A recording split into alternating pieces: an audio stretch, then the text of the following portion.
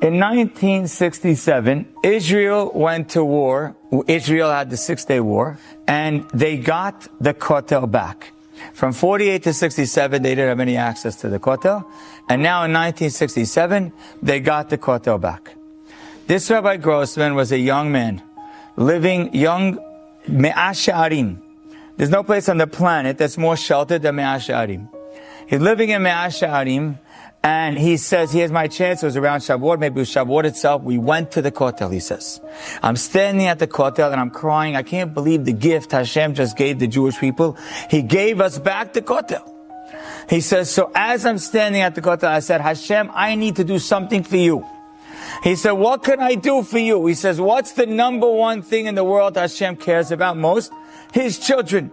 He says, I have to find a way to help your children.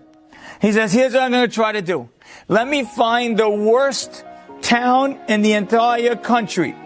I'm going to find the worst town. The name of the town is Migdal Emek. He says, I'm going to go to that town. I'm going to move in and I'm going to see how I can help.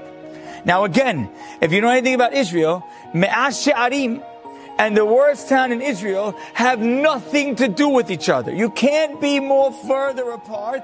You can't be more distant in mentality. So he gets to this place, Migdal Emek. He arrives there and he gets this, goes into the shul. He says, okay, where are the young men? They said, the young men, there's no young men here. They're at the disco. He's like, well, there's a yeshiva called Yeshiva Disco? I never knew that. He says, let me go to the yeshiva. He goes into where he finds out the disco is, again, a rabbi in his 20s from Me'ah She'arim. Picture Me'ah She'arim. Walks into the disco. I don't know what happened at that point. I know that that man walked into the disco with no skill set officially, no training, just walked in a rabbi with a heart. And today, 40,000 students have gone to his yeshiva. 40,000 boys. He said to us, there are 2 towns on the planet that are completely Shomer Shabbat. Bnei Brak and Migdal Emek.